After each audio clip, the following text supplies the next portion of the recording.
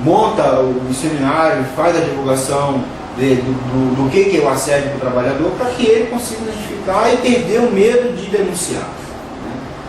Isso é fundamental. A gente teve um exemplo que marcou muito de uma funcionária que ela foi assediada a tal ponto,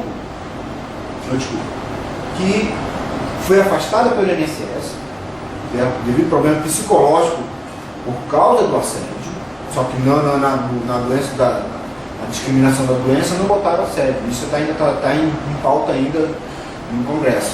Certo? Mas foi afastada por problema psicológico, ficou 2 anos afastada por problema psicológico, retornou ao serviço, trabalhou um mês e foi demitida.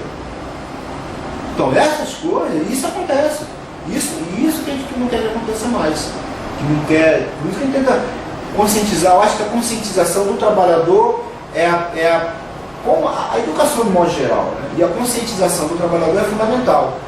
Tanto por parte da entidade sindical, que ele procura fazer o nosso dever de casa, como por parte da empresa. Por parte da empresa ainda está muito a desejar. Algumas empresas entendem isso, mas não põem isso em prática 100%. Outras nem cogitam em falar sobre isso. Ainda é pau de ferro mesmo, não, sem ter uma visão mais delicada sobre o assunto. Nós tivemos recentemente no Rio Brasileiro uma reportagem sobre a discriminação na entrada do Itamaraty e alguns órgãos na esplanada dos ministérios. Funcionários estavam sendo discriminados ao entrarem no Itamaraty.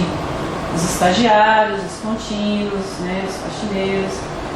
E você acha que isso não seria um sinal de que falta informação, de que talvez as pessoas estão vivendo um processo individualista muito grande e não estão pensando no coletivo, só se preocupam com eles mesmos e não conseguem enxergar essa visão coletiva que o sindicato consegue? Sem dúvida. E a falta de informação, como a gente colocou na fala anterior,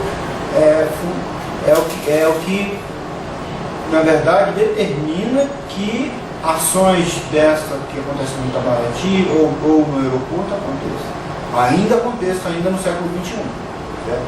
Se a pessoa é informada e tem consciência dos seus direitos, de onde ela pode ir e vir, até onde ela pode ir e vir, do que você pode fazer comigo ou não, como trabalhador, ou como assessorista, ou como cidadão, é mais difícil sofrer o assédio. Quem sofre o assédio são pessoas, é interessante falar isso, que são pessoas específicas. São pessoas específicas. Parece que não existe uma regra, mas o assediador consegue observar e consegue. É difícil ele assediar alguém, uma pessoa que conhece seus direitos. Difícil. Uma pessoa que é conhecedora dos seus direitos, sabe o que ela tem como obrigação e como dever, e o que ela tem como direito, ela pode ser assediada, mas ela sabe onde buscar a sua defesa. Então o assediador pode acontecer, mas ele vai naquela que ele reconhece como uma pessoa que eu não falo nem que nem que a grau de escolaridade. Eu falo conhecedor e cidadão, aquele cidadão que busca os seus direitos. Certo? Pessoas que têm essa consciência, como você falou, de conhecer o que ela tem de direito como trabalhador e como cidadão, e de ir atrás desses direitos, é que cria uma linha divisória entre as pessoas que podem ser assediadas com muita força e outras que vão ser assediadas, mas vão buscar e vão aqui no sindicato e vão chamar, olha, vai lá, eu vou dar minha cara a tapa para que isso não mais aconteça. Mesmo que eu seja demitido, mas eu não vou admitir isso, que eu seja assediado. Isso aí é como assédio sexual. Tem pessoas, tem algumas mulheres que são assediadas e não se incomodam, elas vão, não vou perder meu emprego, mas mesmo perdendo o emprego, ela vai fazer a denúncia e quer que seu direito seja respeitado e que não seja mais assediado. pode vir perder emprego, mas serviu de exemplo para que aquela situação não mais aconteça. Você acredita que, assim, quanto antes cortar o mal pela raiz, melhor? Quanto você começar a perceber o assédio, fica mais fácil acabar com esse tipo de assédio? Porque, por exemplo, assim, os assediadores, eles costumam buscar as pessoas mais vulneráveis ao bem dele, as pessoas que sabem que ele pode mexer. Então, assim, você acha que, assim, se o funcionário vê isso começando e ele começar a buscar seus direitos, arrumar uma maneira, conhecimento mesmo para se proteger, talvez ele nem precise chegar ao ponto de mover uma ação contra a empresa. Sim, verdade. O que é fundamental é conhecer os seus direitos, conhecer o que eu posso fazer, né? E cortar o mal pela raiz seria a nossa melhor opção. Vamos começar para ser plantadas as primeiras sementes de assédio, as pessoas que vierem fazer a denúncia. Mas isso não é o que acontece. Quando as denúncias chegam, o assédio já está acontecendo muito fortemente, certo? As testemunhas já estão todas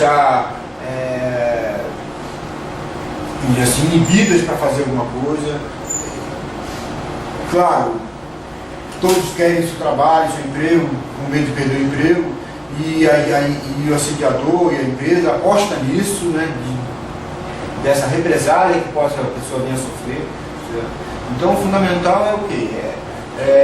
As pessoas reconhecerem que tem uma entidade sindical por trás que possa vir defender seus direitos, e ela também reconhecer que pode também correr atrás dos direitos. Né?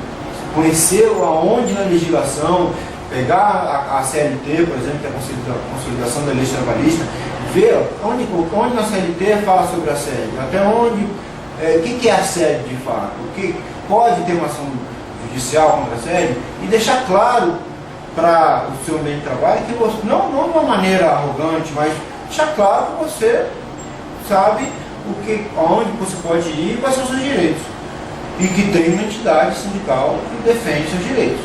Se essa entidade sindical não faz isso, procurar quem faça, quem defenda os direitos.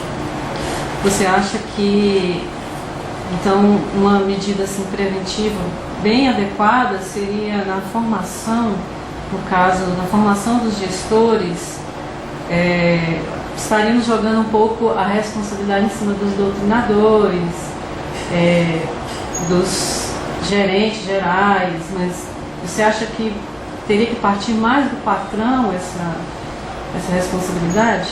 Como eu falei no início, o assédio, quando uma causa de assédio sai numa publicação do Ministério Público e a gente aí divulga isso aí para a mídia, porque tem divulgado, a partir do momento que bateu o martelo, tal empresa sofreu assédio vai divulgar isso, né? Isso repercute muito mal para a empresa. Aí algumas empresas fazem isso, a formação dos gestores, de quem está do lado, vamos dizer assim, do patrão. Então, são gerentes, gestores, supervisores, formar esse pessoal, e já algumas empresas pegam esse grupo de trabalho, que são trabalhadores também, vamos deixar claro, eles são gestores, mas são funcionários, trabalhadores. Certo? Pegam esse grupo de pessoas e com psicólogos, com palestras, com dinâmicas, tentam fazer com que eles entendam que a abordagem com o trabalhador pode ser de uma maneira diferente e que a produtividade vai acontecer muito maior do que através de um assédio. Certo? Então isso em algumas empresas que têm essa visão, certo? E aí a gente tem que tirar o chapéu, bater palma, que é por aí mesmo. Certo? Não quero saber se a intenção da empresa é apenas de não ter processo trabalhista. Se a intenção dela é essa, de não ter seu nome divulgado na mídia, mas se ela está fazendo um trabalho de não ter o assédio, isso que importa. O assédio prejudica muito o trabalhador que é assediado. Mas nós não podemos também deixar, como você falou, na mão apenas do patrão. Certo? Por isso que a entidade sindical é importante, por isso que o próprio trabalhador é importante. O trabalhador também não pode ficar como se fosse também, o tempo todo, como se fosse o coitado da situação. Ele tem que entender o que é o assédio, ele tem que se municiar de informações dos seus direitos, para que não aconteça. Porque se quando acontecer, então,